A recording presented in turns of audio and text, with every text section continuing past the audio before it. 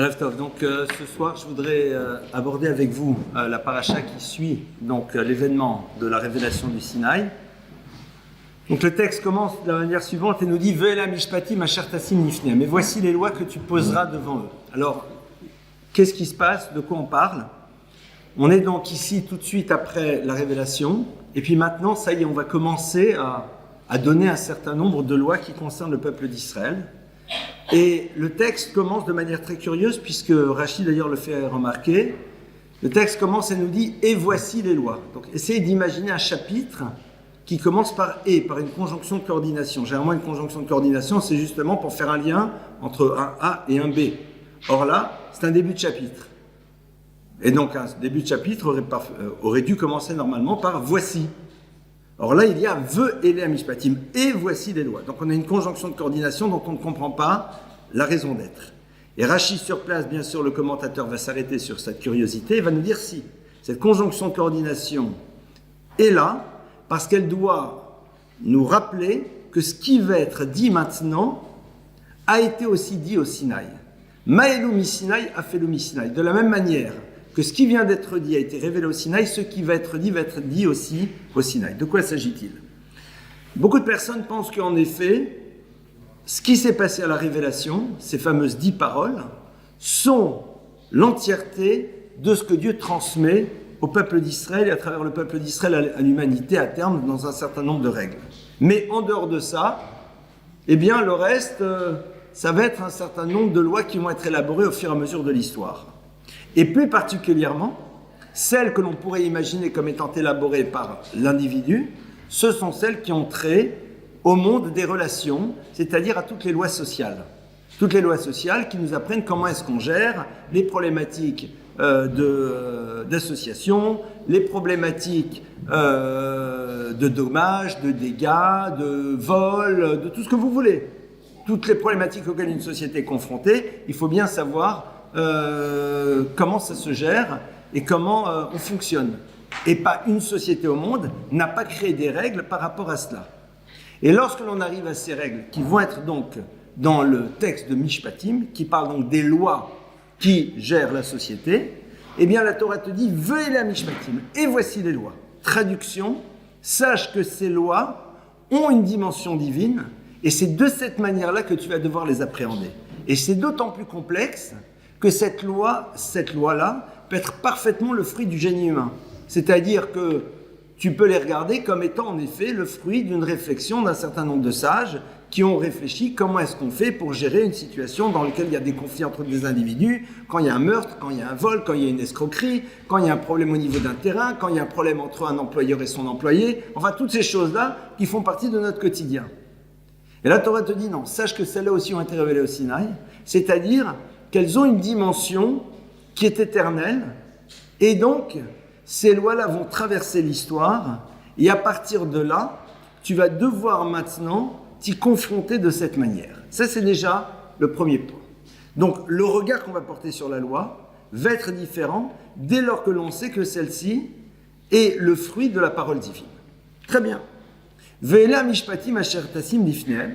Voici donc toutes ces lois sociales et toutes ces lois que l'individu peut comprendre parfaitement par lui-même que tu placeras devant eux. Et là, on commence avec quelque chose qui est très curieux, qui est « Ki tikne eved ivri » quand tu achèteras un esclave juif.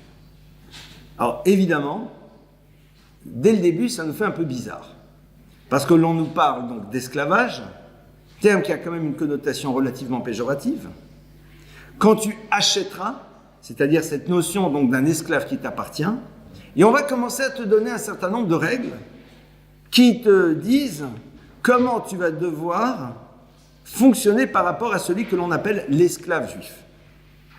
Alors, on va refaire ce qu'on a l'habitude de faire dans ce cours, on va faire un reset, et on va mettre totalement de côté ce que traduit pour nous, ce que veut dire pour nous, pardonnez-moi, le mot esclave. C'est-à-dire, nous, quand on parle d'esclavage, on voit les personnes qui sont soumises au fouet, on voit l'esclavage aux États-Unis, dans les plantations du Sud. Non. On met ça de côté. On va voir le mot Eved, que j'ai traduit volontairement par esclave, qui veut dire plus serviteur, mais néanmoins, on va essayer de comprendre de quoi il s'agit. C'est-à-dire, sur la base de ce que le texte va nous dire, on va comprendre ce qu'est cette fameuse histoire du serviteur juif, et par extension, nous allons peut-être comprendre beaucoup mieux ce qui est la base des relations de travail. Alors, tout d'abord, on te dit cette histoire d'esclaves juifs, de serviteurs juifs, c'est quoi? C'est l'histoire d'un homme qui vole. Donc déjà, le point de départ est surprenant. On te dit, voilà, que se passe-t-il si une personne vole? Quelle est la règle? Alors vous savez que dans la Torah, on n'est pas pour la prison. Parce que le but, c'est de ne pas enfermer les gens, mais c'est de les rééduquer. De leur donner une manière de pouvoir se réinsérer dans la société en mettant de côté leur modèle de fonctionnement négatif. Donc il s'agit ici d'une personne qui a volé. Lorsque quelqu'un a volé, il doit accomplir un commandement de la Torah. Quel est ce commandement? Qui est celui de rendre l'objet volé, de rendre la somme volée. C'est-à-dire que la Torah nous dit, sache qu'au moment où tu rends ce que tu as volé, tu accomplis une mitzvah, qui est de rendre ce que tu as volé. Donc d'un côté, tu as transgressé, mais de l'autre côté, tu vas pouvoir maintenant accomplir une obligation de la Torah qui est de rendre. Donc la personne est là, soit elle-même, elle a décidé qu'en effet, ce qu'elle a fait, c'est bas de gamme, soit elle s'est fait attraper, et on lui dit, maintenant, tu as l'obligation de rendre. Problème, c'est qu'il a volé de l'argent, mais il ne sait plus du tout comment faire pour rembourser cet argent parce qu'il n'en a plus, et il n'a pas de compte en banque, il n'a strictement rien qu'il puisse vendre pour pouvoir rembourser sa dette. Comment fait-on? Et c'est là où la Torah nous dit, eh bien pour qu'il puisse rembourser sa dette, il va devoir aller travailler pour quelqu'un pendant un certain nombre d'années, et avec le fruit de sa vente, c'est-à-dire avec en effet ce que l'on a payé pour qu'il vienne travailler, il remboursera la somme qu'il doit à la personne qui lui a volé. Donc ça veut dire quoi? Que quand tu arrives dans ce que j'appellerais le marché aux esclaves, qui n'est pas un marché aux esclaves, tu vas voir des gens dont tu sais pertinemment qu'ils sont des voleurs. Donc le bonhomme qui est là, c'est quelqu'un qui a volé. Et s'il cherche à venir travailler chez toi, c'est parce qu'il a une dette à rembourser. Et cette dette, c'est quoi? C'est le fruit d'un vol. Donc c'est quand même assez violent. Et là, Torah te dit, ben voilà, tu vas l'acheter. C'est-à-dire, tu vas lui dire, tu travailles chez moi pendant un certain nombre d'années, j'évalue ta valeur, et tu vas donner donc cet argent en remboursement à la personne que tu as volée. Très bien. Donc déjà imaginez la personne qui achète. C'est que la Torah considère que l'on doit construire un état d'esprit dans lequel on accepte que quelqu'un qui a volé, eh bien, on va lui donner les moyens de réparer et de se réhabiliter. Maintenant, comment tu le réhabilites? C'est quoi la réhabiliter quelqu'un? Imaginons que l'une ou l'un d'entre nous ait fait une bêtise et fait une erreur. Alors, cette personne décide de changer. Mais au fond, c'est quoi son problème numéro un? Imaginons, on se dit, je ne veux plus être voleur, je ne veux plus être ceci, je ne veux plus être cela. D'accord? C'est quoi son problème numéro un? Son vrai problème, c'est le regard que la société porte sur lui.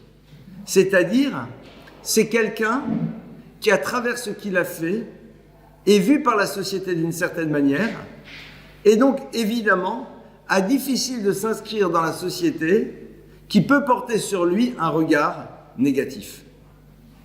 Le point de départ de la réhabilitation, c'est de montrer à la personne qu'on repose sur elle un regard dans lequel on n'introduit pas le souvenir de ce qu'elle a pu faire de négatif. Comment on le fait? Et là, il va y avoir une loi fondamentale dont le Talmud nous parle, qui va être présente par rapport à cet esclave. C'est quoi? C'est Miché Kana Eved, Kana Rabo. Celui qui achète un esclave s'achète son propre maître. Traduction. La loi juive te dit que cette personne que tu as achetée pour une somme X, qui donc va rester chez toi pendant 6 ans, qui va travailler chez toi au quotidien, il y a une première règle. Quelle est cette première règle? C'est que tu dois te comporter vis-à-vis de lui comme si c'était un invité normal.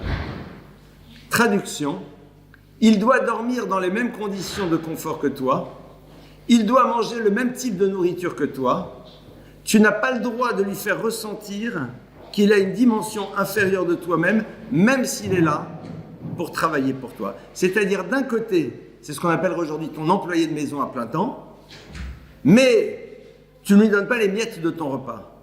Tu n'es pas là en train de boire un super Bordeaux et lui de lui donner de la piquette à 3,50 €. Tu n'es pas là en train de déguster un superbe rôti et lui-même de lui demander de se faire des pâtes au fromage. La Torah te dit, tu dois lui montrer que tu n'as pas sur lui un regard qui est conditionné par son erreur et par la situation qui est la sienne. Réhabiliter quelqu'un, c'est lui montrer que tout en sachant qu'à un moment, il n'a pas été à la hauteur, lui montrer que même si maintenant, sa situation actuelle est révélatrice du fait qu'il a fait une erreur, puisque s'il est là, c'est qu'il a volé. Donc, sa présence, c'est sa carte d'identité. Donc, tous les jours quand il se lève et qu'il se voit être employé de maison à plein temps chez cette personne, c'est parce qu'il a volé qu'il n'a pas pu rembourser, donc c'est la raison pour laquelle il est là. Donc, son état quotidien lui rappelle ce qu'il a été. Et donc, toi qui es en face, tu dois lui dire, soit tu es là parce que tu as volé, mais moi je te vois comme si tu étais un invité. Et c'est là on a une idée qui va être fondamentale. Pour aider quelqu'un à se réhabiliter, pour que quelqu'un puisse reconstruire une image positive de lui-même, il faut que cette personne ait un regard extérieur qui lui montre que le savoir que l'on a de son dysfonctionnement passé n'est pas celui qui détermine la manière dont on le voit aujourd'hui. Et ça, c'est pas valable que dans l'univers du voleur, c'est valable dans tous les univers. On a tous et toutes été un jour en dysfonctionnement. On a toutes et tous été un jour pas à la hauteur de ce qu'on aurait dû être. Pas nécessairement dans des choses gravissimes, mais à un moment, si on nous avait présenté l'image de ce que l'on était, de ce que l'on faisait, de la manière dont on réagissait, dont on gérait une situation, c'est pas comme ça qu'on aurait dû faire ou être. Et certains ont été témoins et sont dans le savoir de ce modèle de fonctionnement. Comment tu réhabilites? Comment tu permets à cette personne de reconstruire son histoire? Ce n'est pas en lui disant c'est rien, c'est pas grave. Non, ce que tu as fait est grave. Ce que tu as fait est grave, cette colère n'avait pas lieu d'être, ce vol n'avait pas lieu d'être, ce mépris que tu as fait, tu vis-à-vis de l'autre n'avait pas lieu d'être, ces paroles méchantes n'avaient pas lieu d'être. Clairement. Maintenant, ce que tu veux, c'est te réinscrire dans une réparation, à l'image de l'esclave juif, qui est là et qui dit je dois réparer, comment je dois réparer? En me vendant pour pouvoir par la suite rembourser. Donc tu veux être dans une réparation. Ton désir d'être dans une réparation est le point de départ d'une démarche commune. Cette démarche, toi, tu l'as à travers le fait que tu répares. Donc, soit ici, dans le cas d'un dommage financier, tu rembourses, soit dans un dommage moral, en faisant ce qu'il faut par rapport à l'autre pour lui demander pardon et réparer tout ce que tu as pu lui causer comme tort. Mais moi, de mon côté, ma responsabilité, c'est de montrer que tout en sachant et en ne minimisant d'aucune manière ce que tu as pu faire. Je ne minimise pas. Le coup de dire, bon, d'accord, mais c'est pas si grave, il y a pire que ça. Non, non, non. Ce qui s'est passé est un dysfonctionnement. Ce qui s'est passé n'avait pas lieu d'être. Et là-dessus, il faut être clair et ne pas un moment ergoter. Mais, j'ai envie de poser un regard sur toi dans lequel je te montre qu'en dehors de cette problématique que tu es en train de régler, elle n'a pas handicapé ce que tu représentes. C'est quoi? Un être humain qui n'est pas moins qu'un invité normal à ma table. Or, un invité normal à ma table, je ne me serais jamais permis de lui servir une autre bouteille que celle dont je bois moi. Je ne me serais jamais permis de lui servir des pâtes au fromage alors que moi j'ai mon bon rôti de bœuf. Je ne l'aurais jamais fait dormir dans un endroit dont je sais qu'il va être très inconfortable alors que moi je vais dormir dans mon endroit le plus confortable qui soit. Donc pourquoi lui non? Pourquoi lui tu voudrais faire une chose pareille? Et ça, c'est un élément essentiel.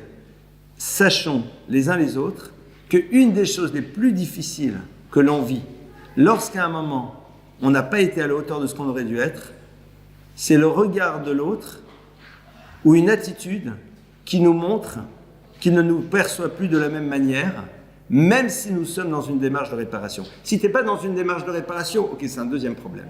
Mais si tu es dans une démarche de réparation, pourquoi tu refuses de me revoir dans ce que je suis réellement? Pourquoi tu veux me voir sans arrêt à travers le prisme d'un moment de ma vie? Pourquoi est-ce qu'au fond, le filtre que tu vas utiliser en permanence quand tu vas me voir, c'est le souvenir de ce moment où j'étais voleur, où j'ai fait autre chose? C'est horrible. Bien sûr, si tu ne regrettes rien, si tu ne changes pas, si tu ne cherches pas à réparer, si tu ne demandes pas pardon, si tu n'es pas dans une dynamique dans laquelle tu cherches à t'arracher de ton système négatif pour tendre vers quelque chose de positif, alors en effet, les choses seront peut-être différentes. Mais si je ne suis pas dans cette situation-là, si au contraire je veux m'arracher, si je vais être dans un mouvement vers le haut, alors aide-moi. Comment est-ce que tu m'aides? En posant un regard dans lequel tu me montres, en ayant une attitude dans laquelle tu me prouves, quoi? Que je suis à l'égal de toutes celles et de tous ceux que tu fréquentes au quotidien. Ça, c'est donc le point de départ. Ve'ela mishpatim asher tasim lifneim. C'est-à-dire que l'univers du mishpat, de la justice, qui va être l'élément cardinal qui conditionnera les rapports entre les individus, commence d'abord par la nécessité que celui qui a été à un moment coupable puisse retrouver sa place à l'intérieur.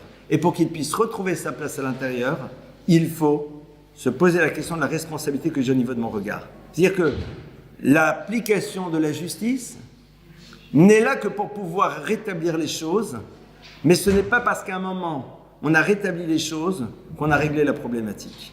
Et que le but ultime, c'est que l'événement qui a généré la nécessité du jugement n'arrive plus parce que l'individu lui-même s'est transformé. Et nous, on doit l'aider à se transformer.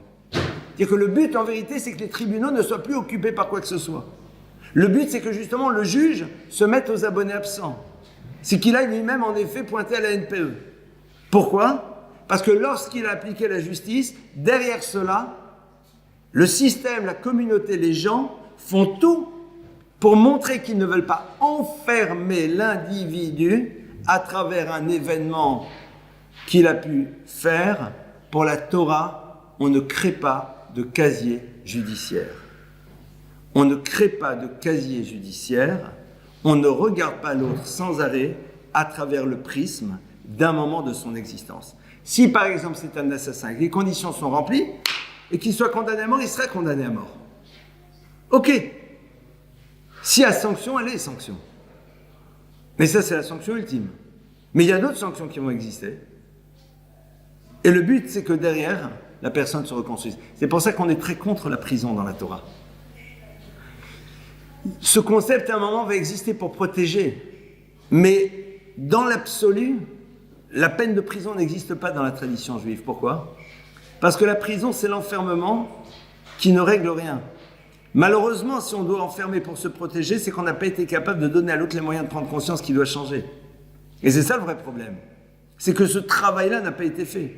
Mais si à un moment tu répares, si tu répares ton dommage, si tu répares ce que tu as fait, alors ce qu'on doit faire, c'est de te donner les moyens de ne pas reconstruire cela. Aujourd'hui, on sait très bien que beaucoup de délinquants se développent en délinquance à l'intérieur d'un système de prison. Pourquoi? Parce que puisque de toute façon la société m'a mis au banc de celle-ci, puisque de toute façon, toute ma vie, dit-il, il se baladera avec un casier judiciaire, puisque de toute façon, la personne arrivée dans un travail, on va examiner à ta casier judiciaire, on ne peut pas te prendre. Donc, de toute façon, ça y est, cet événement marque de manière définitive la vie de la personne, et donc ça ne sert à rien qu'elle se réinscrive dans une dynamique positive, puisque de toute façon, on lui garde bien accroché ses casseroles toute son existence. La Torah dit, mais alors on arrive à quoi? À rien. On n'arrive à rien. On n'arrive à rien. Or, le but, c'est de construire et de reconstruire. Ça, c'est le point de départ. Le mishpat, il est d'abord là pour servir à ça. Une fois que on a compris cette notion, vous comprenez bien ô combien on peut l'inscrire et l'introduire dans notre réalité de vie à nous, dans le monde des relations. Puisqu'on a toutes et tous dans le monde de nos relations des personnes qui, à un moment, sont considérées à nos yeux comme étant coupables par rapport à une manière dont ils ont agi vis-à-vis de nous. Là, on avait la société, on avait les règles de la Torah, le vol, l'escroquerie, ce que tu veux, mais tu as dans ta vie des rencontres avec des individus dont tu considères qu'elles ont mal agi vis-à-vis de toi. D'accord ? Tu considères que ces personnes n'ont pas fonctionné comme il se doit. Si ces personnes s'amendent, si ces personnes veulent changer, si ces personnes cherchent à se transformer, comment tu vas les aider à opérer cette transformation ? En leur montrant déjà que tu ne veux pas être dans le désir d'être dans le souvenir permanent de leurs moments difficiles d'existence. Déjà en leur montrant ça, tu as ce désir. Ça ne m'intéresse pas de garder en souvenir sans arrêt ces moments difficiles qui ont été les tiens et qui peuvent conditionner ma manière d'être vis-à-vis de toi. Avoir une vision Torah, c'est dire à la personne, tu as fait, tu as bougé, tu as changé, tu as regretté, tu t'es donné les moyens de construire autrement, donc tout va bien. Donc tout va bien. Et c'est intéressant parce qu'il y a un texte de Maïmonide qui nous décrit en effet le regard que Dieu porte sur celui qui à un moment a transgressé et qui a décidé de s'amender. Et Maïmonide, avec des mots très forts, il faudrait que vous les lisiez dans le texte, dit, jusqu'à présent cette personne qui ne voulait pas se repentir, qui ne voulait pas s'amender, qui ne voulait pas changer, qui restait dans son système complètement perverti, était considéré comme étant de méprisable, que l'on rejette, etc. Pourquoi ? Parce qu'il refuse un moment d'être dans le changement. Dès le moment où il opère ce changement, alors les mots qu'utilise Maïmonide sont hallucinants dans le regard que Dieu lui porte et qui donc sont pour nous une ouverture sur le regard qu'on doit lui porter. Ahuv, il est aimé, il est choyé. Dieu répond à sa demande avant même qu'il l'exprime, certes que brusquement. C'est pas qu'il était au moins 50, il se retrouve au 0. Il était au moins 50 et maintenant il se retrouve au plus 50. C'est-à-dire que son désir de transformation fait de lui un être grand. Fait de lui un être grand. Et donc nous, on doit le lui signifier à travers la manière dont on va agir vis-à-vis de lui. Et c'est quelque chose, vous imaginez un petit peu, c'est-à-dire la personne, voilà, il était comptable, il a escroqué, il a détourné, il a remboursé, il s'est repenti, il regrette, il a changé, mais tu dois l'accueillir et lui donner la place de trésorier de la synagogue. Il n'y a pas de problème.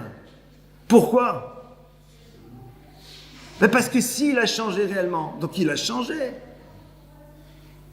Donc il a changé. Donc s'il a changé, ça y est, c'est derrière.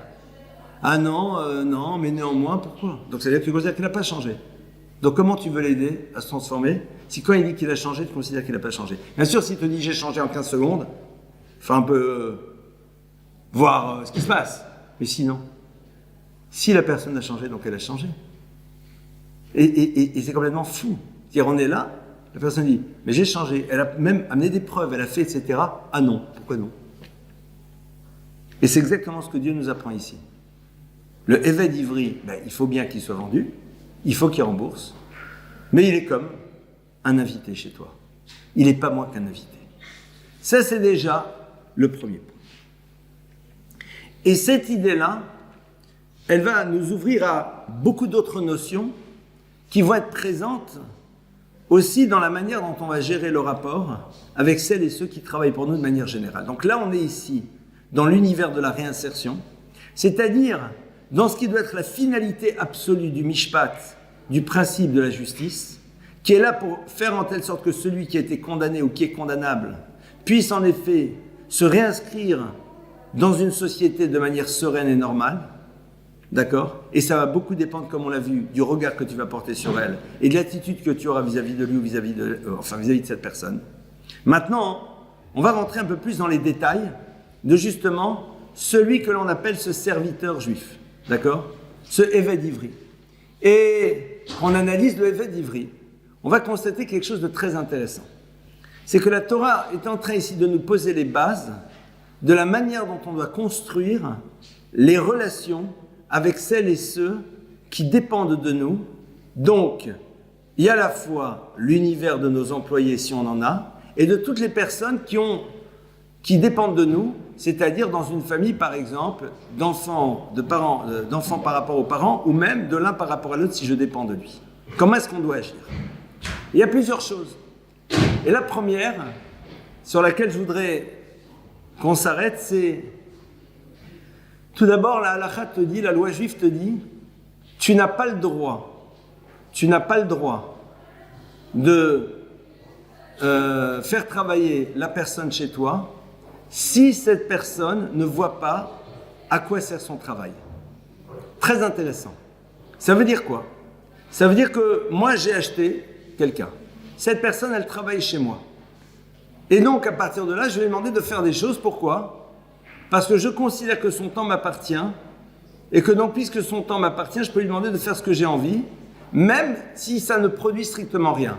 Ça m'embête de te voir ne rien faire, par exemple. Je vais te pousser à faire du classement. Je n'ai pas besoin de ce classement, mais je te demande de le faire. Pourquoi? Parce que je n'ai pas de travail à te fournir, mais je veux te voir agir puisque tu dépends de moi. La halakha, la loi juive te dit c'est pas possible. C'est-à-dire que la personne qui travaille chez toi doit sentir que ce qu'elle fait participe de quelque chose qui a du sens. Et au passage, c'est très intéressant parce que à partir de là, on peut bien comprendre pourquoi, dans le monde de l'entreprise, il est fondamental d'expliquer aux gens en quoi ce qu'ils font s'inscrit dans quelque chose qui est un projet global. Et qu'ils n'aient pas l'impression qu'ils font quelque chose, ils n'arrivent pas à prendre conscience de ce que va produire l'acte qu'ils font. Alors, ce n'est pas interdit, mais de là, on voit, la Torah te dit, tu prends quelqu'un, tu dis, essuie les verres toute la journée, alors que les verres sont propres, tu ne peux pas. Tu n'as pas le droit. Pourquoi? Parce qu'il dit, mais ça ne sert à rien de les essuyer puisqu'ils sont déjà propres. Donc en deux mots, il faut que ce que je fasse participe de quelque chose qui est un plus. Et donc de là, on peut par extension comprendre que la personne qui est dans le monde du travail, celui qui l'a fait travailler, doit se préoccuper qu'elle sache en quoi ce qu'elle fait est nécessaire, parce qu'elle ne le percevra pas toujours. Et vous savez très bien que quand on vous explique en quoi ce que vous faites est nécessaire, participe de quelque chose qui va au-delà de ce que vous croyez, évidemment que ça donne une satisfaction et une manière différente d'être dans la gestion de ce que l'on est en train de faire. Ça, c'est déjà une loi ultra concrète qu'on va prendre. Donc pour tous les futurs dirigeants d'entreprise qui sont ici, sachez que vous avez déjà un certain nombre de lois qui vous concernent. D'accord? On va continuer sur un autre élément qui va être fondamental dans tous les domaines de la vie. Cet élément, c'est quoi? La halakha te dit, la loi juive te dit, quand tu as un esclave, d'accord? Donc tu as quelqu'un qui travaille chez toi. Cette personne est ton employé. Il y a un certain nombre de tâches que cette personne va devoir effectuer, mais sache qu'il y a un certain nombre d'autres tâches que cette personne, tu n'as absolument pas le droit de les lui demander. D'aucune manière. C'est interdit. De quoi s'agit-il? Alors moi je vais dire, bon, d'une tâche trop difficile, d'une tâche... Non, non. Mais cette chose-là, tu pourrais la demander à quelqu'un d'autre, mais pas lui. Alors, on va essayer de prendre l'exemple suivant. Imaginons que j'ai un employé. D'accord, j'ai un employé, j'ai quelqu'un qui travaille pour moi. Donc je paye, donc c'est le parallèle avec le Eved Ivri. Il travaille pour moi, c'est mon salarié. Tous les mois, il reçoit son salaire. D'accord? Tout va bien. On avance, il reçoit son salaire. On est un jour ensemble, en voyage. Et puis, à un moment, imaginez que j'ai mon lacet de chaussures qui se défait. Mais manque de chance, ce matin, je me suis fait un peu mal au dos. Et donc, comme ce matin, je me suis fait un peu mal au dos, je n'ai pas envie de m'accroupir pour pouvoir fermer mon lacet. J'ai peur de me bloquer le dos. D'accord? Et je ne vais pas aller revoir mon kiné. Mais je suis embêté parce que mon lacet est ouvert et j'ai peur de trébucher, de tomber, de me faire mal. Qu'est-ce que je peux faire? Alors, moi je vais dire, je vais demander à cette personne qui est à mes côtés, est-ce que tu peux avoir la gentillesse de, si ça ne te dérange pas, faire mon lacet? Est-ce que tu pourrais me faire mon lacet? D'accord? Et bien sûr, si moi je vous le demande, est-ce que vous le feriez? Je pense que oui.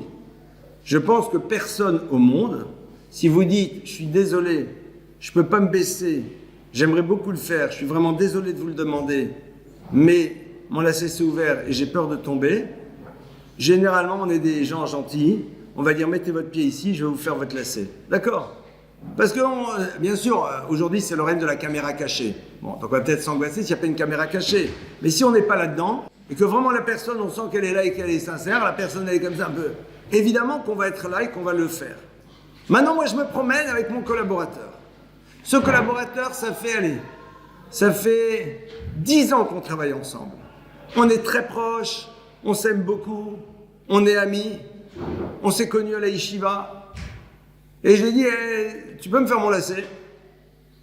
Eh bien, je n'ai pas le droit de lui demander. Pourquoi? Parce que, si on réfléchit, quelle différence notable existe-t-il entre la personne que je vois à l'extérieur, à qui je demande de me faire mon lacet, et la personne qui travaille pour moi et à qui je demande de le faire? La personne qui est à l'extérieur, imaginez qu'elle n'ait pas envie de le faire. Elle ne veut pas. Elle me dira non. Je ne le connais pas, il ne me connaît pas, ça ne changera strictement rien. Par contre, mon collaborateur, on se connaît. S'il me dit non, je ne veux pas le faire, qu'on le veuille ou pas, ça risque d'handicaper un peu la relation de travail. Ça risque de poser un problème entre nous. Et il le sait. Ok, d'accord, tu as raison, d'accord, mais on se voit au quotidien, on travaille ensemble, c'est mon employé. Il est possible que dans 15 jours, s'il y a un problème qui se passe quelque part, je vais être un peu plus dur avec lui, et sait-on jamais. Donc lui, au fond, il le sait, il le ressent, il le pressent. Et donc, il y a de fortes chances qu'il me dise avec plaisir.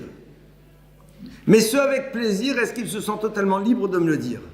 Il ne se sent pas libre. Parce que la relation de travail que l'on a ensemble fait qu'il est difficile à exprimer son non. Par contre, s'il n'y a pas de relation de travail, il peut te dire non sans aucun problème. C'est pour ça que la Torah te dit que tu ne peux pas lui demander à lui. Parce qu'il y a un principe fondamental qu'on va essayer d'explorer maintenant dans beaucoup d'autres domaines, et c'est un sujet que j'ai très souvent développé, mais c'est pas grave, peut-être pas avec vous, je le redis parce qu'il est au cœur même des relations. La valeur d'un oui dépend de la capacité que tu as de dire non. Si tu ne te sens pas capable de dire non, ton oui ne vaut rien. Rien. Est-ce que tu te sens libre de dire « je ne veux pas » Est-ce que tu peux le faire de manière tranquille? Si tu sens que tu ne peux pas le faire, parce que tu as peur de quelque chose, ton oui ne vaut rien. C'est valable dans le travail, mais dans le monde des relations. Allez, on va rentrer dans les trucs un peu borderline. Allez, viens, on va prendre un thé à la maison.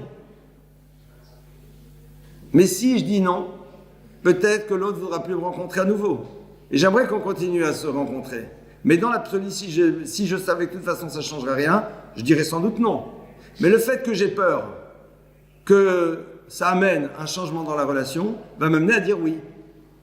Ben ton oui, il vaut rien. Parce que tu ne te sens pas capable de dire non. Ça veut dire quoi? C'est que quand dans la vie vous demandez quelque chose à quelqu'un, en amont, interrogez-vous s'il se sent libre de dire non. Je vais prendre mon exemple. Moi, personnellement, je suis quelqu'un qui enseigne. Il y a des gens même qui m'appellent Rav. Ok. Mais peut-être que certaines personnes qui leur demandent un service ne se sentent pas capables de me dire non. Ah, on ne peut pas lui refuser, ça ne se fait pas, c'est honteux. C'est honteux. Ben, si c'est comme ça, ben ton oui, il vaut rien. Je ne demande des choses qu'à des gens dont je sais pertinemment qu'ils n'ont aucun problème à me refuser. Je demande des services, quelqu'un me prête un truc, etc. Je sais que je ne le fais que vis-à-vis de personnes dont je sais pertinemment qu'elles sont totalement détendues et qu'elles pourront me dire « Non, c'est difficile, je peux pas. » Ou alors de personnes dont je sais que ce qu'elles vont me dire à moi, elles le disent déjà à d'autres. Quelqu'un dit, je sais par exemple, il prête sa voiture à tout le monde. Bah, s'il la prête à tout le monde, il peut me la prêter à moi aussi. Mais si je connais quelqu'un, là, sa voiture, c'est son bijou. Mais si moi je lui demande, il ne pourra pas me dire non. Là, c'est un problème. Parce que son oui n'est pas un vrai oui. Donc, il y a ici presque une forme de vol.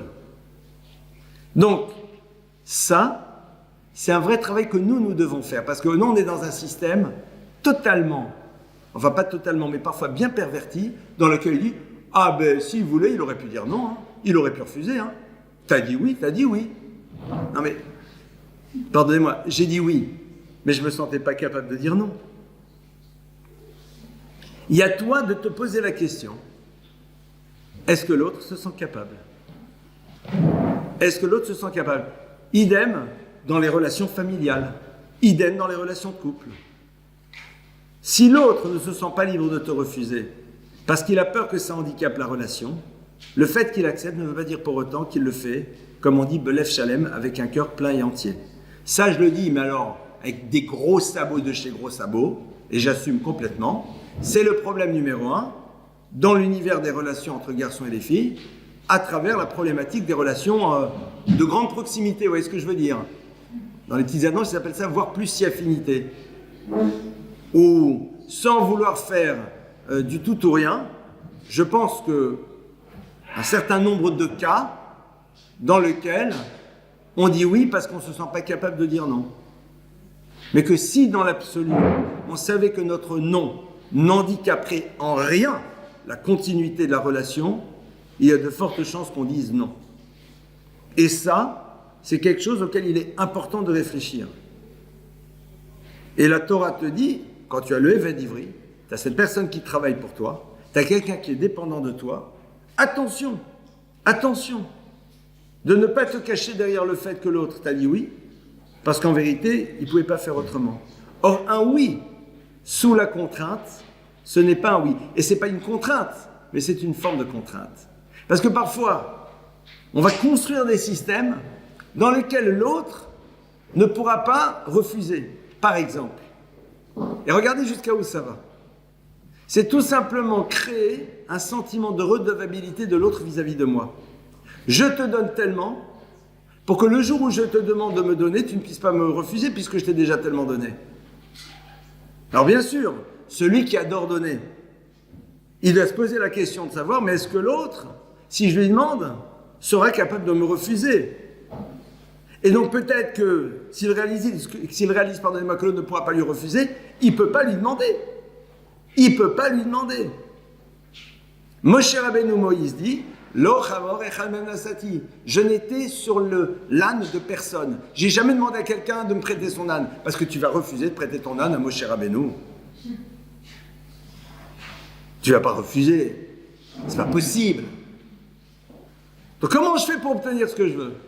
J'enferme l'autre dans un sentiment de reconnaissance tel que le jour où je lui demande, il est obligé de me répondre oui. C'est pour cela d'ailleurs que disent nos maîtres que quand tu as envie d'offrir quelque chose à quelqu'un, donne-lui la possibilité de rééquilibrer tout de suite la relation en te rendant ce que tu lui as donné. Par exemple, pourquoi est-ce que quand on va chez les gens, on leur offre des bonbons, des chocolats, des fleurs, des bouteilles de vin ou autre chose? Parce que comme je me sens redevable vis-à-vis de toi que tu me donnes quelque chose, je te donne moi aussi de mon côté quelque chose, comme ça je rééquilibre la relation.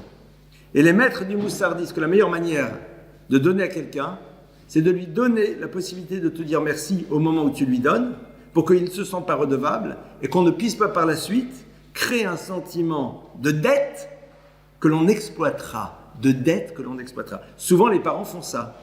Ils construisent des dettes. Avec tout ce qu'on a fait pour vous. Comment tu peux dire non? Non, mais c'est pas grave, tu fais ce que tu veux. C'est pour ça qu'il y a des enfants qui ne veulent pas recevoir. Parce qu'ils ne veulent pas être en dette. Ça ne m'intéresse pas d'être en dette vis-à-vis de toi parce que je sais comment tu vas utiliser par la suite. Ça ne m'intéresse pas d'être en dette. Et il y a des parents, c'est des spécialistes. Hein. Ils créent le sentiment de dette dans les couples. Mais non, vas-y, prends, vas-y, prends, vas-y, prends, vas-y, prends. Non, non, j'ai besoin de rien, j'ai besoin de rien, j'ai besoin de rien. L'autre, il est super en dette, tu fais ce que tu veux avec. Tu fais ce que tu veux avec. Comment font les dealers? Les dealers, d'abord, ils offrent. Bon, vous ne connaissez pas, d'accord, parce que vous êtes des gens bien, mais les gens comme moi, hein. Comment tu fais quand tu es dealer? D'abord, tu offres. Et l'autre, après, il t'est redevable. Et à ce moment-là, tu dis, bon, faites un petit paquet qu'il va falloir que tu transportes maintenant, mon frère. Tu ne te sens pas capable de lui dire non, il t'a filé tes doses gratos. Ou à moitié prix.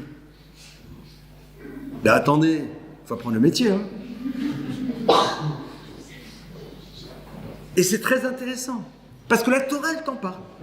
La Torah te dit attention. Attention au problème de la dette. Attention de ne pas construire un système de ce type. C'est la raison pour laquelle quand tu donnes, il faut que l'autre puisse tout de suite te dire merci, comme ça il ne se sent pas endetté. Et plus que ça, il peut par la suite encore mieux vivre ce que tu lui donnes. Vous connaissez l'histoire que j'ai racontée, allez, on va dire, 260 fois, voire je ne sais pas combien, mais je l'adore, je la raconte de nouveau, c'est pas grave. L'histoire du monsieur qui s'est perdu dans la forêt vendredi après-midi. D'accord? C'est l'histoire d'un juif qui est perdu dans une forêt vendredi après-midi. Et il est là, Shabbat arrive, le soleil se couche, aïe aïe aïe aïe aïe, où j'ai passé Shabbat. Il erre, et puis à un moment, aïe aïe aïe, génial, il y a une petite lueur au fond, il y a une maison. Il se précipite vers cette maison et voit, joie et bonheur, qu'il y a une mezouza à la porte. Extraordinaire. Non seulement je trouve une maison perdue dans cette forêt perdue, mais en plus c'est des juifs. Alléluia, c'est un miracle. Il toque, et là le miracle va prendre une forme un peu différente. Quelqu'un lui ouvre, et l'apparence lui montre bien que c'est un coreligionnaire. D'accord? Et lui dit, voilà, je suis désolé de vous déranger, c'est bientôt Shabbat, je suis complètement perdu, est-ce que je peux passer Shabbat chez vous? Et l'autre lui dit, avec plaisir. Ah, extraordinaire. Donc, t'es devant chez toi, tu ouvres la porte, avec plaisir, je vous en prie, rentrez. Et là, il ne bouge pas. Le bonhomme, il reste devant. Et le regarde, il dit, vous allez rester chez nous tout Shabbat? Il dit, oui, oui, je suis pratiquant, je voudrais. Il dit, aucun problème, donc vous allez manger avec nous ce soir, demain midi, sous la chichite et tout. Il dit, oui, donc les 3 repas, on est bien d'accord, vous mangez bien les 3 repas. L'autre, il dit, oui, il commence à comprendre, il dit, j'arrive dernière minute, je me rajoute, peut-être que je peux participer un petit peu. L'autre regarde, dit, oui. Ah, bon. Donc il dit, bon, c'est bon, j'ai montré que je vais participer, c'est peut-être des gens pauvres, etc. Ils vont rajouter, c'est peut-être compliqué, ok, on juge positivement. Et puis l'autre ne le laisse toujours pas rentrer, lui dit, vous repartez quand? Il dit, samedi soir. Il dit, ah donc samedi soir, dès que samedi est terminé, tout de suite après Shabbat, vous allez partir immédiatement. Vous n'allez pas rester une minute de plus. Dès que c'est fini, vous partez tout de suite. Il dit, enfin oui, je pense partir rapidement. Il comprend. Il dit d'ailleurs, comme je vais partir très vite, peut-être que je vous paye déjà maintenant. L'autre dit, oui, tout à fait. Bon. Au point il en est, il dit, bon alors ça coûte combien? Et l'autre lui dit, ça va coûter 500 roubles. Il le regarde, et là il tombe par terre, il dit 500 roubles, c'est énorme. L'autre dit, écoutez, c'est très simple, hein. C'est 500 roubles, alors sinon à côté vous avez la grange. Shabbat dans un quart d'heure, t'es perdu, c'est vrai que c'est très cher, mais bon, il y a bien marqué que pour une mitzvah, il faut savoir dépenser de l'argent. Il faut dépenser, les gens pour une bar mitzvah, ils dépensent des dizaines de milliers d'euros pour les téfilines, ne faisait pas moins cher. Ou il va prendre peut-être les téfilines de son petit frère, il les a mis qu'une fois, de son grand frère, d'accord? C'est intéressant. Pour des choses Torah, on dépense le moins possible. C'est-à-dire pour l'éternité, on dépense le moins possible, et pour l'éphémère, on dépense le plus possible. Les sushis, une fois que tu les as mangés, c'est terminé. Tu sais comment ils vont terminer. D'accord? Le foie gras et le machin. Et encore que tu as la vidéo. Tes mitzvot, elles sont éternelles. Comme les diamants. D'accord? C'est intéressant à réfléchir. Parfois. Les gens, ils ergotent. Ah, mais ça coûte. Moi, un jour, il y en avait un comme ça, il voulait acheter des téfilines. Je me rappelle à l'époque, il avait une petite Jaguar décapotable de folie. Coupée et tout. Et je lui avais proposé, enfin, je ne les vendais pas, mais je lui ai dit, voilà, tu as plusieurs prix. Donc, j'avais, je me rappelle à l'époque, 1000 francs, c'était des francs, enfin, dire en euros, c'est 300 euros, 500 euros, 1000 et 1500 euros. 1500 euros. Je lui ai dit, ouais, mais c'est des superbes paires, cuir d'excellente qualité, très belle écriture et tout. Il dit, mais c'est cher. Je lui ai dit, tu as raison. Et il me dit, oh, je vais peut-être prendre celle à 700, 600. Je le regarde, je lui dis, dis-moi, rappelle-moi, c'est quoi ton modèle de voiture? Il a souri, il a dit, tu as raison, achète-moi celle à 1500. Et moi, je lui ai dit, viens à ton standing, mon frère. Viens à ton standing. Tu veux acheter Getati? Non, alors, même chose, viens à ton standing. Surtout que ça, tu les gardes pour la vie. Je ferme cette parenthèse. Donc il dit 500 euros, 500 roubles. Donc il dit, bon, ok, je n'ai pas le choix, il donne 500 roubles. Et il rentre. Et là, il voit que l'autre se précipite. Maintenant qu'il a payé, c'est comme le concierge de l'hôtel. Il est là, laissez-moi, je vous amène, votre chambre est là. Il amène une chambre, on lui a vite préparé une chambre sympathique, confortable. Il peut prendre vite un petit bain, on lui a amené de l'eau chaude, etc. Il descend, petit, voilà, il n'y a pas de mignonne, ils font l'office comme ça. Et après, repas. Et repas, il voit, grâce à Dieu, très sympathique. Mais alors, vous comprenez bien que c'est comme quand vous avez payé votre chambre et que le petit déjeuner est offert, ce qui est normal. Vas-y, mon frère, tu manges 3 fois plus que ce que tu aurais mangé normalement. D'accord? Ma femme m'a raconté qu'un jour elle était dans un hôtel quand elle était jeune fille, aux États-Unis, et à un moment, il y avait du hareng. Et elle se rapproche, et puis bon, elle trouvait qu'il n'avait pas une super tête, donc elle ne le prend pas. Et elle voit un vieux juif qui lui dit « Mangez, mangez, c'est gratuit et ça coûte cher. » Donc il est là, et le bonhomme, mais il y va.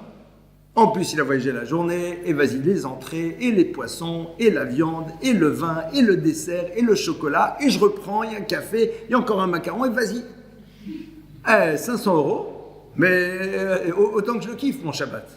Le lendemain matin, rebelote, ils sont très sympas. Hein. Maintenant qu'il a payé, mais alors c'est top. Il n'a pas l'impression, c'est vraiment un invité choyé, etc., comme dans un grand hôtel. D'accord? Et il est là, et samedi soir, Havdalah termine, prend ses bagages et dit « Très bien, écoutez, j'ai passé un Shabbat sympathique chez vous, et maintenant, à bientôt. » Enfin, à bientôt. Au revoir. Et l'autre, avant de partir, lui dit « Excusez-moi, mais on a un petit cadeau à vous faire avant de partir, parce que chez nous, on aime bien que nos invités se rappellent de chez nous, on leur offre toujours un cadeau. » L'autre, lui dit « T'as pas besoin de m'offrir ton cadeau, je me rappellerai de toi, même sans ça. D'accord? Pas besoin du cadeau. » Il dit « Non, ok, c'est comme vous quittez, on vous donne. » on lui donne un petit sac, un petit machin, il sort. Évidemment, on ouvre tout de suite les cadeaux dès qu'on est à l'extérieur. Il ouvre le sac, il voit dedans un petit paquet, il ouvre le petit paquet. Qu'est-ce qu'il trouve? 500 roubles. Alors, il rentre, il dit au bonhomme, mais je comprends pas. Le bonhomme le regarde, lui dit, si tu n'avais pas payé, est-ce que tu aurais été prêt à recevoir ce que j'avais envie de te donner? Ça veut dire que tu arrives vendredi. T'es un cheveu sur la soupe. Je t'aurais dit, vas-y, reprends un peu. Non, ça va. Un petit, non, c'est bon, c'est gentil. Alors qu'en vérité, t'en peux plus, quoi. Donc je me dis, comment tu vas faire pour pas te sentir tellement redevable que tu n'oses pas recevoir ce que j'ai envie de te donner? Moi, j'ai envie que tu kiffes ton Shabbat. Mais toi, tu te sens déjà tellement mal, tu me dois tellement, je t'accueille sous mon toit, dernière minute, t'es pas prévu, etc., que tu sais, t'es pas prêt, et même après, tu te sentiras gêné. Non, ça se fait pas quand même. Attends, t'as vu le Bordeaux, c'est un truc à 180 € la bouteille. Je sais pas, quand même, il va ouvrir une autre spécialement pour moi. Non, j'aime pas le vin. Le gars, il est comme un fou, en vérité. D'accord. Mais bon, mais ça se fait pas.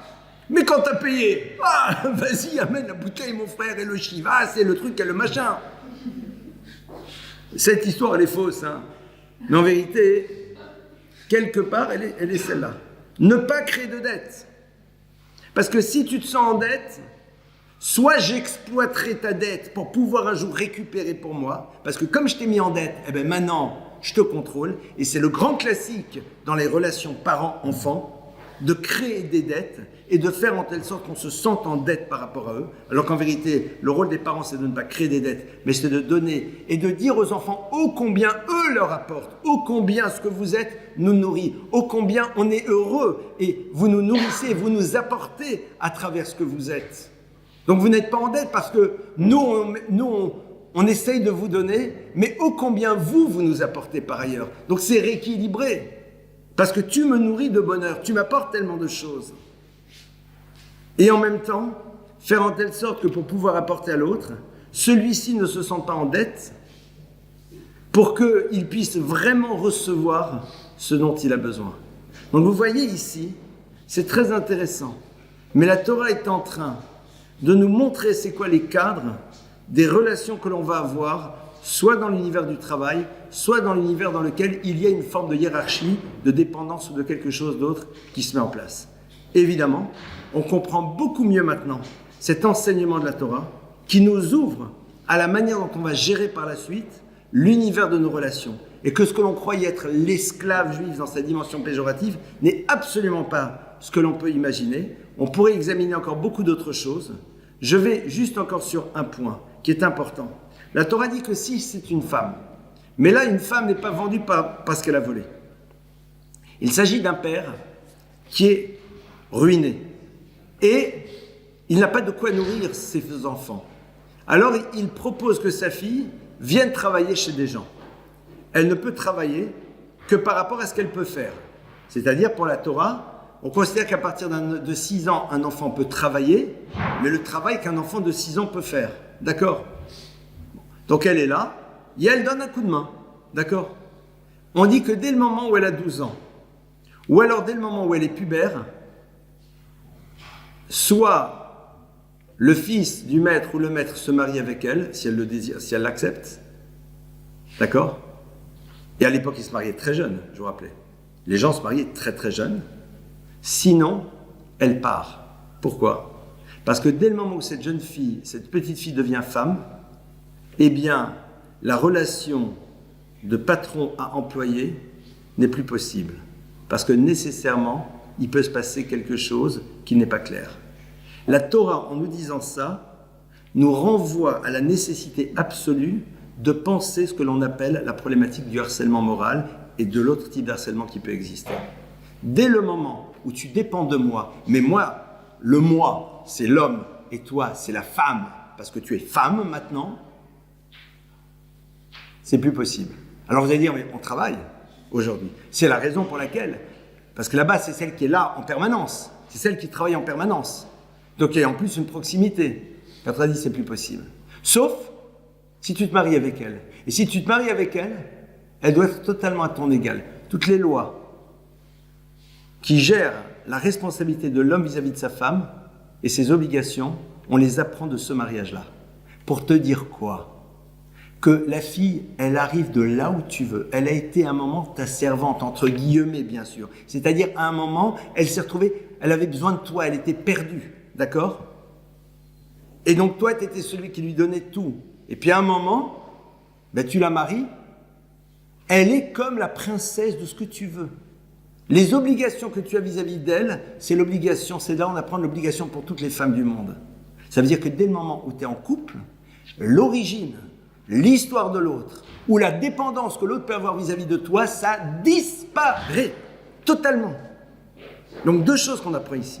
Un, la vigilance à avoir dans le monde des relations, qu'on est dans un état entre guillemets, de domination par rapport à l'autre. L'autre dépend de moi. Donc je suis le patron, t'es l'employé.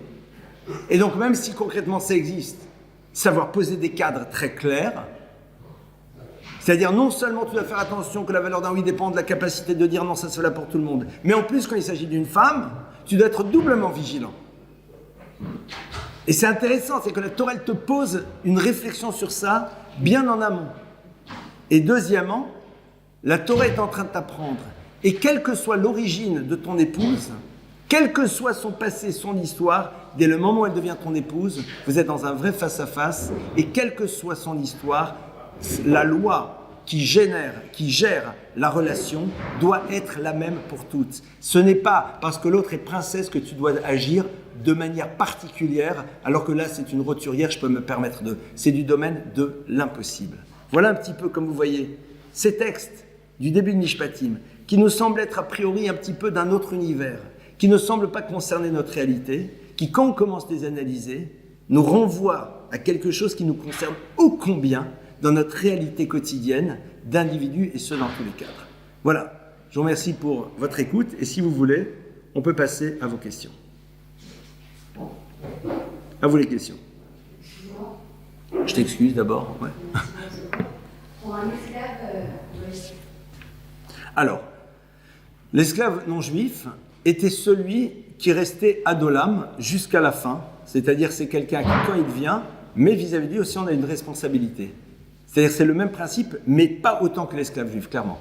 Vis-à-vis de lui, il y a une différence, parce qu'on ne peut pas s'obliger à voir vis-à-vis de lui ce que lui ne s'obligerait pas à faire si c'était dans le cas autre. Mais évidemment que toutes les lois liées au respect de l'individu, à l'interdiction d'utiliser le rapport de force, etc., sont totalement applicables. On ne peut pas s'amuser à un moment, parce que derrière lui, c'est un être humain. Et donc l'être humain reste l'être humain. Autre, oui. la personne qui ne voulait pas, la première partie, Oui. la personne qui ne voulait pas préparer ce qu'elle avait fait. Le délinquant qui... Ah, on l'oblige. On l'oblige. Là, on utilise des moyens de coercition. Ah, c'est-à-dire, c'est à un moment, si tu veux pas, il y a ce qu'on appelle, on peut mettre kippa, enfin, il y a une forme de prison, etc., pour l'obliger à réparer. Mais on verra. L'idée, c'est quoi l'état d'esprit qu'on doit faire régner dans une société? Alors maintenant, les Chachamim par la suite vont dire que dans une société qui s'est malheureusement complètement pervertie, on va être obligé malheureusement de mettre en place un autre système, parce que la société s'étant tellement pervertie, on ne peut plus faire confiance aux individus à qui on veut proposer de pouvoir se réparer. Et c'est ça le drame. Rabbi Akiva disait qu'il faut faire en telle sorte qu'une personne ne soit quasiment jamais condamnée. Et on a dit à Rabbi Akiva, mais si c'est comme ça, malheureusement, on risque de se retrouver avec beaucoup de rotzrim, c'est-à-dire d'assassins ou de gens mal dans le peuple juif. Et on vient de décrire la situation idéale. Les Chachamim, dans l'histoire, fonction des situations, vont revisiter ces lois, mais en les revisitant, c'est l'expression d'un échec d'une société. Quand une société se retrouve être dans l'obligation d'enfermer son délinquant parce qu'elle n'arrive plus à le réhabiliter, c'est que quelque part il y a quelque chose qui pose problème dans cette société. Évidemment. Et qui doit se remettre en cause. Et l'idée c'est quoi? C'est dès le moment où cette société oublie les valeurs de la Torah et ne les vit que comme une religion et non plus comme des valeurs d'existence. Évidemment. Évidemment. Oui. Oui, tu avais une question après toi, oui. Tout à l'heure, vous disiez quand le oui, il n'est pas possible de le prendre entièrement à son niveau comme un non. Non, l'incapacité de dire non, la valeur d'un oui dépend de la capacité que tu as de dire non. Donc si tu ne peux pas dire non, ton oui n'a pas de sens. Et dans la relation parent-enfant, il y a des fois où on est obligé de demander des choses à des enfants et ils ne sont pas en capacité de dire oui parce qu'il y a quand même une notion d'éducation. On ne peut pas demander aux enfants de dire tout le temps oui. Quand l'enfant est petit, tu as raison, excellente question. Quand l'enfant est jeune, on ne lui demande pas s'il est d'accord ou pas, on lui demande de faire. Parce qu'en effet, on est dans une relation verticale. Et l'enfant n'a pas de date, n'a pas d'esprit pour pouvoir à un moment valider le pourquoi de son non. Parce que quelque part, s'il dit non, c'est parce que tout simplement, il n'a pas envie, mais il n'y a pas de raison. Mais toute la démarche éducative, c'est d'amener l'enfant à pouvoir être à l'écoute de notre parole parce qu'il y a une relation de confiance. Et être capable de dire oui, parce que tout simplement, il sait que derrière notre demande, il y a quelque chose de légitime, il y a quelque chose en quoi il peut faire confiance. Et ça, c'est toute la démarche d'éducation. C'est que l'enfant, vous savez, les gens parlent du respect des parents. Le respect des parents, c'est pas que ton gamin il t'obéisse quand il a 5 ans, ça c'est de l'obéissance. Le respect des parents, c'est faire en telle sorte que leur parole ait du poids quand on a 20. Et d'être intéressé par leurs paroles. Et ça n'existe que dans la mesure où tu as construit une image, une relation avec eux, dans laquelle tu as du poids en tant que parent, parce que l'enfant se rend bien compte que tu n'as jamais cherché à instrumentaliser la relation pour prendre le pouvoir. C'est toute une démarche. À un moment, un enfant dit « J'aimerais savoir ce que tu en penses. Je suivrai peut-être pas ce que tu dis, parce qu'à un moment, je vais avoir d'autres éléments. Mais ton avis m'intéresse, et il m'intéresse réellement. » Et quand la halakha dit qu'on se lève quand son père ou sa mère rentre dans une chambre, etc., c'est parce que le but c'est oui, vous avez du poids, vous représentez quelque chose. Et si je ne peux pas leur dire non, sinon ils vont s'énerver, c'est une forme d'échec. Alors il y a pire que ça comme échec, mais c'est un peu dommage.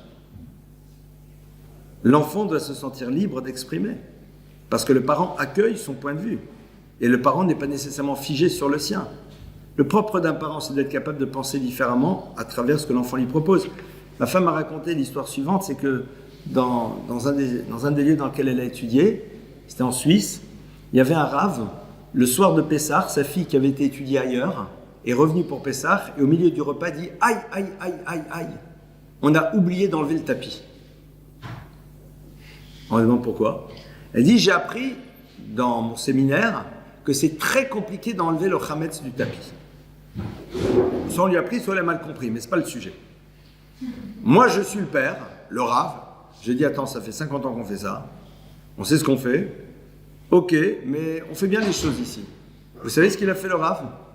Il a arrêté le seder. Il a demandé à ses garçons de se lever. Ils ont soulevé la table. Ils ont roulé le tapis. Et ils ont enlevé le tapis. Ça veut dire que ta parole, elle a de la valeur. Pour lui montrer qu'en plus dans le domaine spirituel, si tu as envie d'exprimer quelque chose qui fait monter les choses, il n'y a pas de raison qu'on le mette de côté. Mais ce que tu dis, on peut l'entendre. Ta parole a une valeur. Après, on en rediscutera, on dira, bon, peut-être tu as mal compris. Mais ça, c'est tout notre travail de parent.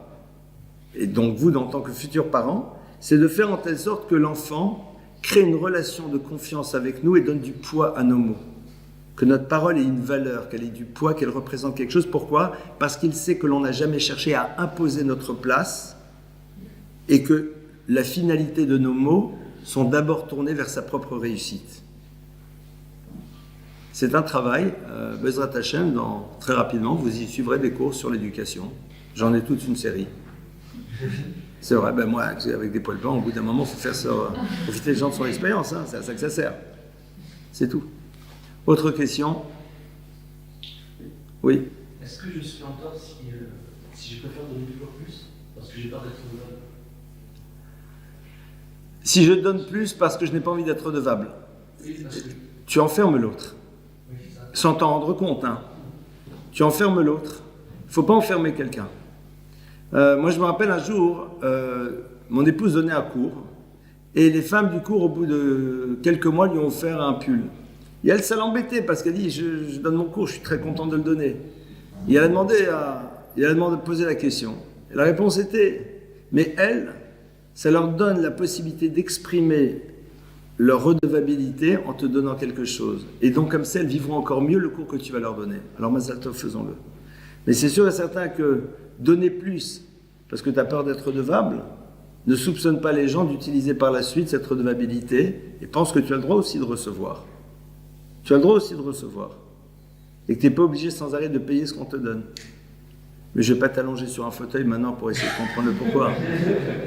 Mais c'est intéressant de réfléchir. Ou alors, ça peut être une autre option, j'en prends même une option pas sympathique, c'est une forme d'orgueil. Ça peut être une manière de dire, je ne veux rien devoir à personne. Je veux me sentir libre, je ne dois rien à personne. Donc en deux mots, personne ne pourra me dire quoi que ce soit parce que je lui dois rien. Ça peut être ça. Ça peut être encore d'autres choses. Non, mais dans ce genre de situation, il faut ouvrir toutes les options. Et puis, et puis certaines, on les met de côté. D'autres, on dit, tiens, c'est peut-être pas complètement faux. Mais c'est pas grave.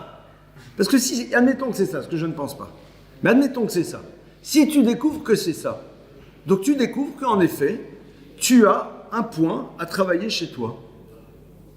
Et tu dois te dire, mais comment se fait-il que je n'ai rien envie de devoir à personne? Est-ce que c'est parce que je ne suis pas prêt à entendre? Parce que j'ai peur d'être déstabilisé par une parole et que j'ai besoin peut-être d'être rassuré par mon système? Je ne sais pas. Donc ça veut dire que j'ai un travail à faire là-dessus. C'est pas grave. Celui qui dit, ah tu sais, t'as rien envie d'écouter de personne. Oui, ça serait intéressant que je m'interroge pourquoi. C'est comme dans les mondes des relations. Vous êtes avec quelqu'un, il a sans arrêt besoin d'avoir raison. C'est peut-être un point qu'il va pouvoir travailler. On peut lui dire, c'est intéressant ce besoin que tu as d'avoir sans arrêt raison. Est-ce que tu t'es interrogé une fois dessus? Mais dites-le de manière gentille. Et c'est vrai, à un moment il va dire, c'est vrai, tiens, c'est intéressant. Pourquoi? Et là, la personne peut progresser. Ouvrez toujours la porte à l'autre de faire un travail par rapport à des points, mais faites-le de manière gentille, avec amour. Et donc, dans ce cas-là, l'autre peut l'entendre. C'est pas tout de suite, on te rentre dedans, quoi. Très bien, je vous souhaite Shavua Tov. Merci pour votre écoute. Et Bezrat Hashem.